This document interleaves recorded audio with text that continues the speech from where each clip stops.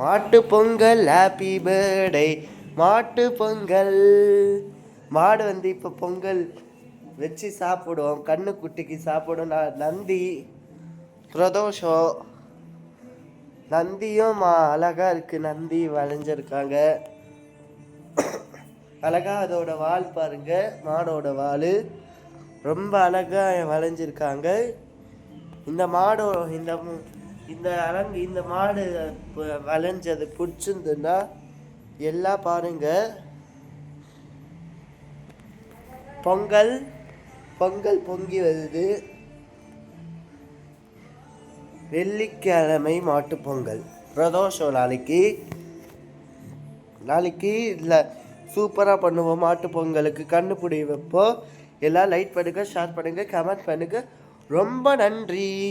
வாழ்க வடமுடன். இன்று ஹாப்பி பொங்கல் நல்வாழ்த்துக்கள்.